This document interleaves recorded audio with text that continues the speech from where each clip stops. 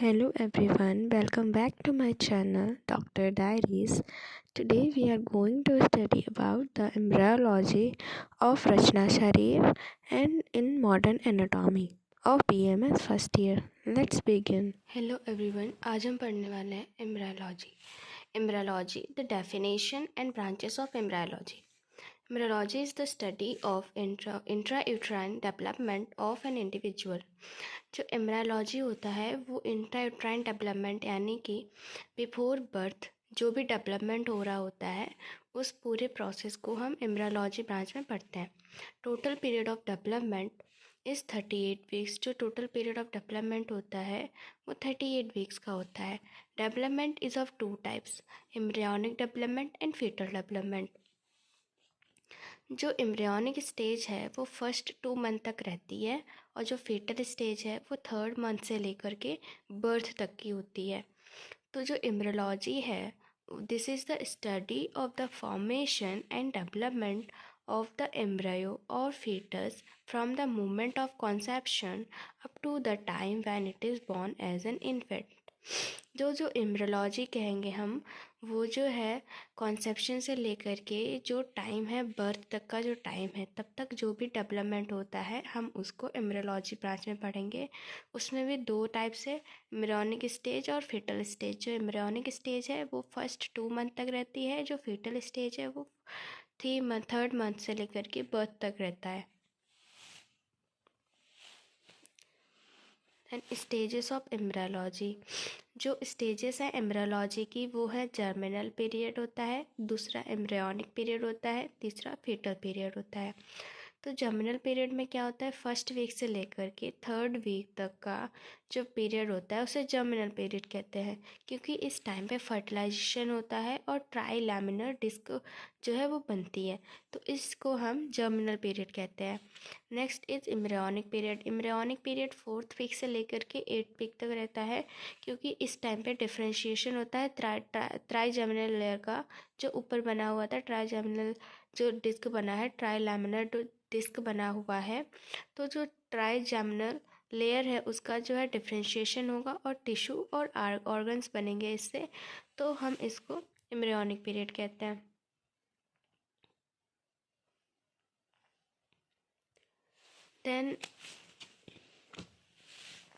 Then आता है हमारा फीटल पीरियड. जो फीटल पीरियड है वो 3rd मंथ से लेकर के बर्थ तक का पूरा टाइम रहता है. तो इस टाइम पे फीटल की ग्रोथ होती है और प्लेसेंटा फॉर्म करता है. Next is embryo and fetus. तो जो एम्ब्रायो है वो फर्टिलाइज्ड एग से लेकर के 2 मंथ तक का जो पीरियड है, मतलब 8 वीक तक का जो रहेगा कॉन्सेप्शन से लेकर के 8 वीक तक का, तो हम उसको एम्ब्रायो कहेंगे. उसके बाद 3rd मंथ से लेकर के बर्थ तक का जो रहेगा हम उसको फीटस कहेंगे. Sperm and ovum. स्पर्म क्या होता है, sperm is highly specialised and is smaller than the oocyte. जो स्पर्म होता है बहुत ही स्पेशलाइज्ड होता है और oocyte से छोटा होता है. इट हैज़ हेड, उसके पास एक हेड होता है जिसके अंदर न्यूक्लियस रहता है. एंटीरियर जो 2/3 पार्ट होता है न्यूक्लियस का वो कवर्ड रहता है एक्रोजोमल कैप से जो कि आता है गोल्गी अपरेटस से. जो मतलब स्पर्म जो होता है हाईली स्पेशलाइज्ड होता है उसमें और वो उस साइड से छोटा होता है. उसके पास एक हेड होता है जो कि जिसके अंदर न्यूक्लियस रहता है और जो उसके बाद में हेड के अंदर न्यूक्लियस रहेगा और जो एंटीरियर 2/3 पार्ट है हेड का और जो न्यूक्लियस इसमें कवर्ड है उसका जो है एक्रोजोमल कैप होता है. उसमें एक्रोजोमल कैप होता है जो कि गोल्गी अपरेटस से बनता है. Behind the head is the neck. Head के जो पीछे रहता है वो नेक रहती है. हेड के बाद में क्या आता है, नेक आती है. नेक के बाद में बॉडी आती है एंड बॉडी के बाद में टेल आ जाती है. Sheath of the body of the sperm is formed by the mitochondria. जो शीथ रहेगी बॉडी की, स्पर्म की जो बॉडी है उसकी जो शीथ रहती है वो माइटोकॉन्ड्रिया से बनती है पूरी covering. It is known as mitochondrial sheath, इसलिए हम उसको माइटोकॉन्ड्रियल शीथ कहते हैं. उसकी बॉडी की जो शीथ होती है हम उसको बोल रहे हैं. स्पर्म में 3 पार्ट्स होते हैं, head, neck, body and tail. तो जो बॉडी की जो शीथ रहती है वो माइटोकॉन्ड्रियल होती है तो उसको हम माइटोकॉन्ड्रियल शीथ कहते हैं. देन बॉडी ऑफ स्पर्म उसको हम मिडल पीस कहेंगे और जो टेल है स्पर्म की उसको हम प्रिंसिपल पीस कहेंगे. तो जो स्पर्म की जो लेंथ रहती है वो रहती है 50 माइक्रोन्स, और उसका भी 4/5 पार्ट होता है, वो टेल बनाता है।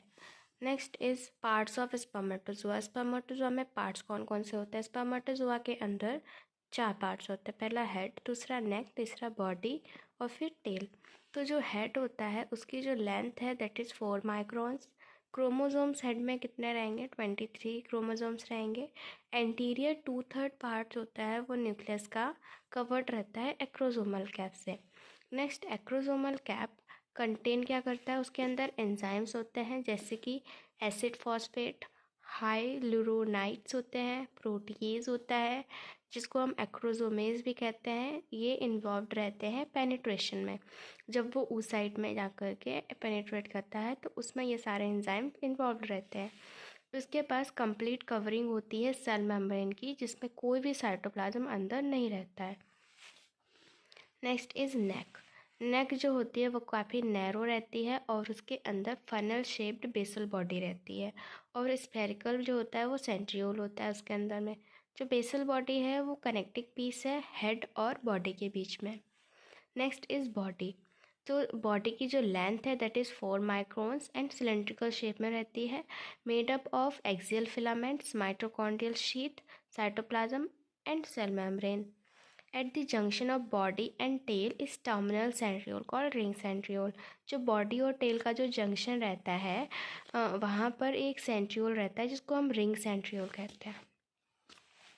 एंड टेल, टेल जो होते हैं वो मोबाइल पार्ट होता है स्पर्मेटोजोआ का, और उसका जो लेंथ रहेगा that is 4 microns, made up of axial filaments, fibrous sheath, cytoplasm and cell membrane. Next is कुछ की पॉइंट्स हैं दैट इज सिंगल इजैकुलेशन में 2.5 ml सीमेन रिलीज होता है, एंड टोटल जो नॉर्मल सीमेन होना चाहिए that is 200 to 300 million sperms में होने चाहिए। And if sperm is 20 million और लेस, 20 मिलियन है या उससे कम है तो पर्सन जो है हम उसको स्टेराइल कंसिडर कर देंगे। Now is ovum. ओवम क्या होता है? ओवम जो है वो साइटोप्लाज्म जो होता है उसका सराउंडेड रहता है वाइट लाइन मेम्ब्रेन से।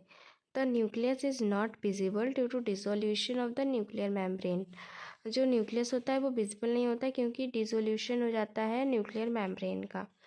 तो जो प्राइवेट लाइन स्पेस रहता है वो रहता है white line membrane inside and the zona पेलोसिटा outside. इन दोनों के बीच में जो है प्राइवेट लाइन स्पेस होता है। Surrounding the zona pellucida are the radially arranged cells called corona radiata। तो जो जोना पेलोसिटा है उसके साइड साइड में सेल्स होती हैं, रेडियली अरेंज रहती हैं, जिनको हम कोरोना रेडिएटा कहते हैं। Next is structure of ovum. तो जो स्ट्रक्चर ऑफ ओवम है that is ovum has a protective covering of zona pellucida. Ovum के पास में एक जोना पेलोसिटा की प्रोटेक्टिव कवरिंग होती है। तो जो जोना पेलोसिटा है वो सराउंड करती है सेल्स ऑफ कोरोना रेडिएटा। तो जो जोना पेलोसिटा है उसको भी कोरोना रेडिएटा की सेल्स जो है वो सराउंड करके रखती हैं। जो प्राइवेट लाइन स्पेस है between the white line membrane inside and zona पेलोसिटा outside उसको ओवम होता है, और जो ओवम है वो लार्जर होता है साइज में then sperm, almost 10 times the size of normal body cell. Normal body cell की साइज से 10 गुना ज़्यादा बड़ा होता है। फ्यूचर ऑफ ओवम क्या होता है? After its release from the ovary at the ovulation, ovulation पे जब वो ओवरी से रिलीज हो जाता है the ovum enters the fimbriated end of the uterine tube. Uterine tube का जो फिम्ब्रिएटेड एंड होता है वो उसमें एंटर करता है, और इसके बाद धीरे धीरे वो एम्पुला में आता है। एम्पुला में जो है फर्टिलाइजेशन हो जाता है। Only one spermatozoa penetrates the ovum. एक ही स्पर्मेटोजोआ ओवम को पेनिट्रेट कर सकता है, और ताकि दूसरा कोई इसमें पेनिट्रेशन ना करे इसके लिए उसमें ओवम में काफ़ी रिएक्शंस हो जाती हैं। तो फर्टिलाइज्ड ओवम रीच करता है यूट्रस को इम्प्लांटेशन के लिए, और एब्सेंस ऑफ फर्टिलाइजेशन में क्या होता है? सेकेंडरी oocyte जो होता है वो डाई कर जाता है। Corpus luteum. Following rupture of the ovarian follicle and release of ovum. Ovum का रिलीज होना और ओवेरियन फॉलिकल का रप्चर होना।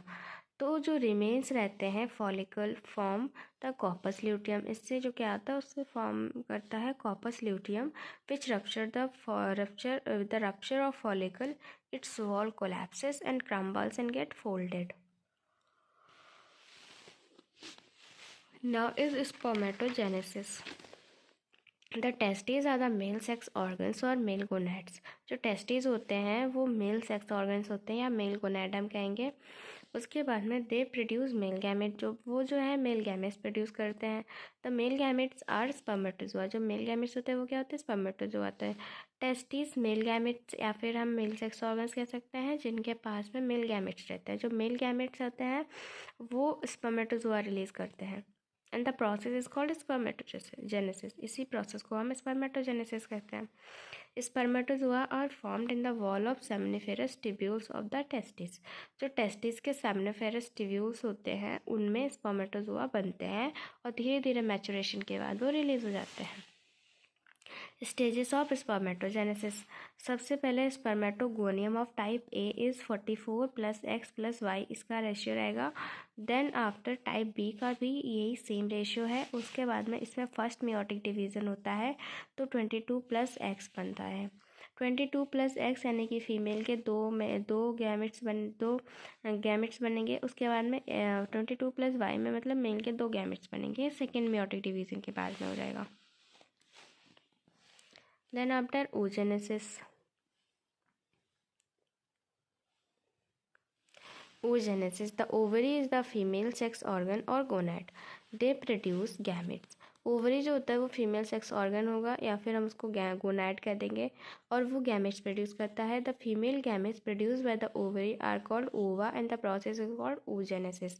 जो फीमेल गैमेट प्रोड्यूस करे जाते हैं ओवरी से हम उसको ओवा कहते हैं और उस प्रोसेस को oogenesis कहते हैं. Spermatogenesis and oogenesis are together called gametogenesis. Spermatogenesis और oogenesis को एक साथ अगर हम कहेंगे तो हम उसको गैमेटोजेनेसिस कहेंगे.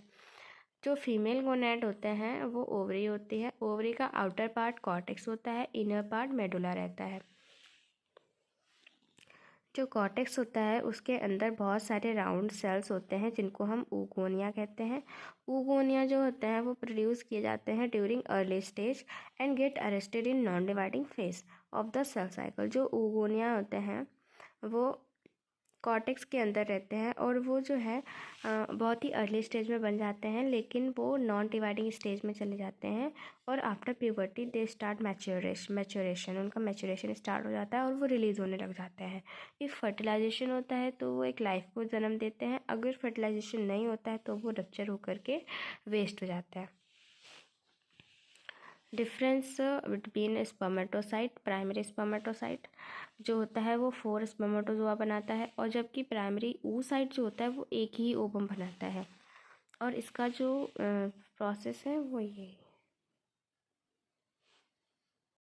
fertilization. Fusion of two mature germ cells, an ovum and spermatozoa resulting in formation of the zygote is called fertilization.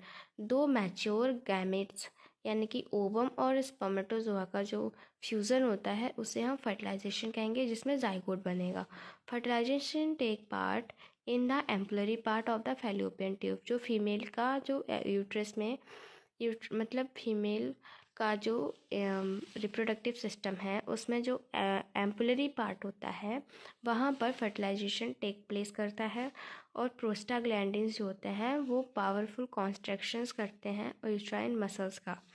और ऑक्सीटोसिन जो होता है वो रिलीज़ होता है न्यूरो हाइपोफाइसिस से और ऐड करता है कॉन्ट्रैक्शन में यूट्राइन मसल्स में. ये भी कॉन्ट्रैक्शन करता है. Uterus only competent spermatozoa enters. Uterus में सिर्फ वही स्पर्मेटोजोआ एंटर करेगा जो बहुत ही पावरफुल है. अदरवाइज़ वो मर जाएंगे, उनको वो पास नहीं कर पाएगा. Majority of spermatozoa die within 24 hours. Majority of spermatozoa क्या करते हैं, डाई हो जाते हैं 24 आवर्स के अंदर ही. स्पर्म का लाइफ कितना है, I think it's 48 hours and you guys will comment what is the correct answer. Oocyte reaches the ampullary part of the tube due to movement of the cilia of the uterus tube, fluid of the tube and contraction of the tubal muscles. oocyte जो होता है वो ampullary part तक कैसे पहुंचता है, उसमें जो यूट्राइन कॉन्ट्रैक्शंस होते हैं मसल्स के थ्रू उनकी वजह से, और फ्लूइड जो होता है उसकी वजह से, और जो सीलिया होती है उसकी वजह से जो oocyte है वो एम्पलरी रीजन में पहुंच जाता है। Then after out of 300 million sperms, only 300 reach the ovum.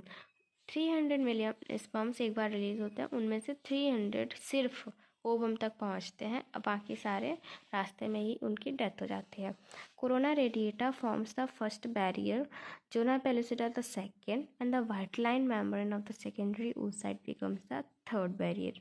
जो कोरोना रेडिएटा है वो फर्स्ट बैरियर बनाती है, और जो सेकंड है वो जोना पेलिसिडा सेकंड बैरियर बनाती है, थर्ड बैरियर जो है वो व्हाइट लाइन मेम्ब्रेन बनाती है सेकेंडरी oocyte में। और बिफोर पेनिट्रेशन जो स्पर्म है has to undergo capacitation and acrosomal reaction. जो पेनिट्रेशन है उससे पहले जो स्पर्म है उसमें कैपेसिटेशन होता है और एक्रोसोमल रिएक्शन होता है। Cleavage is the process of sub division of the ovum into smaller unit. Ovum का जो डिवीजन होता है हम उसको क्लीवेज कह देंगे। During the process of division ovum reaches 2 cell stage. Process of division में वो क्या करता है, वो 2 सेल स्टेज पे जाएगा, 3 सेल स्टेज पे जाएगा, 4 सेल स्टेज पे जाएगा, देन आफ्टर 16 सेल स्टेज पे जाएगा। जब वो 16 सेल स्टेज पे जाता है तो अब हम उसको मोरुला कहते हैं। Dividing cells are surrounded by zona pellucida. जो डिवाइडिंग सेल्स होते हैं उनको जोना पेलुसिडा सराउंड करके रखती है। Cells inside the zona pellucida are arranged into 2 groups. जो सेल्स होती हैं जोना पेलुसिडा के अंदर वो 2 ग्रुप्स में रहती हैं। एक तो इनर सेल मास कहते हैं उसको, आउटर ट्रोफोब्लास्ट कह देंगे उसको। इनर सेल मास जो होता है वो एम्ब्रायो बनाता है और उसको हम एम्ब्रायोब्लास्ट कहते हैं। Outer layer forming trophoblast supplies nutrition to the embryo. जो आउटर ट्रोफोब्लास्ट है वो न्यूट्रिशन सप्लाई करती है एम्ब्रायो को। As the fluid from the uterine cavity enters the morula. जो फ्लूइड होता है यूट्राइन कैविटी से वो मोरुला के अंदर एंटर करता है। जो इनर सेल मास है वो फिजिकली सेपरेट हो जाता है ट्रोफोब्लास्ट से। तो उसके बाद में क्या होता है कि जो इंक्रीज़ होता है क्वांटिटी ऑफ फ्लूइड में, तो जो मोरुला होता है वो फ्लूइड फिल्ड हो जाता है और लेक के जैसे लगने लगता है। आइलैंड जो होता है वो लेक में हो, इस तरह से वो दिखने लग जाता है। द सिस्टिक कैविटी दस formed The cystic cavity thus formed is known as blastocyst। अब जो ब्लास्टोसील कहते हैं उसको, और वो ट्रांसफॉर्म हो जाता है मोरुला ब्लास्टोसिस्ट में। तो इनर सेल मास लाई करता है one side of the blastocyst cavity. This is the cleavage process. Germ layer formation and their derivatives. Formation of germ layer, 3 germ layers होती हैं। पहली तो एंडोडर्म, एक्टोडर्म एंड मेसोडर्म। जो endoderm होती है वो इनसाइड में रहती है। First germ layer formation from inner cell mass. Inner cell mass से पहली लेयर जो बनती है वो एंडोडर्म कहलाती है। एक्टोडर्म आउटसाइड में रहती है। और सेकेंड जर्म लेयर होती है जो remaining cells of inner cell mass से बनती है, जो कि कॉलमनर हो जाती है बाद में। मेसोडर्म क्या होते हैं, थर्ड जर्म लेयर होती है एंडोडर्म और एक्टोडर्म के बीच में। Embryo acquires from a 3-layer disc। Embryo क्या होता है, 3-layer डिस्क एक्वायर कर लेता है और this is called embryonic disc. उसी को हम एम्ब्रायोनिक डिस्क कहते हैं, जिसमें एंडोडर्म, एक्टोडर्म और मेसोडर्म होते हैं। जो एंडोडर्म होता है उससे क्या क्या बनता है, epithelial lining of gastrointestinal tract बनती है और एपिथेलियम ऑफ इट्स ग्लैंड, उसके ग्लैंड जो होते हैं, और गैस्ट्रो इंटेस्टाइनल ट्रैक्ट का जो एपिथेलियल लाइनिंग है वो एंडोडर्म से बनता है। Epithelial lining of urinary bladder, gall bladder, liver, ये भी एंडोडर्म से बनते हैं। Epithelial lining of pharynx, auditory tubes, tonsils, larynx, trachea, bronchi, lungs, ये भी एंडोडर्म से बनेगा। उसके बाद में epithelium of thyroid, parathyroid, pancreas, thymus gland, ये सब एंडोडर्म से बनेगा। Epithelium of prostate gland, bulbourethral gland, vagina, vestibule, urethra, associated gland such as greater vestibular and lesser vestibular, ये सारा जो भी बनेगा ये सब एंडोडर्म से बनेगा। Then ectoderm, all nervous tissue, epidermis of skin, hair follicles, their erector pili, muscles जो होती हैं, और जो नेल्स रहेंगे सेबेशियस ग्लैंड रहेगा स्किन का, lens, cornea, internal eye muscles, internal and external ear, neuro epithelial of sense organs, ये सब जो है बनेगा एक्टोडर्म से।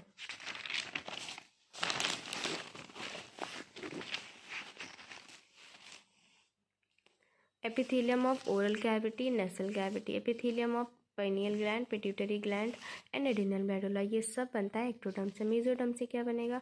Skeletal, smooth and cardiac muscles mesoderm से बनेंगी। Cartilage, bone, other connective tissues mesoderm से बनेंगे।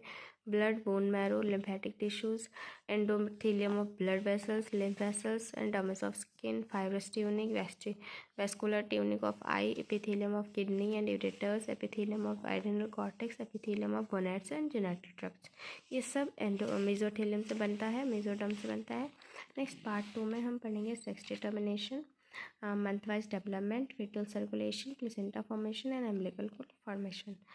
Until then, thank you so much everyone.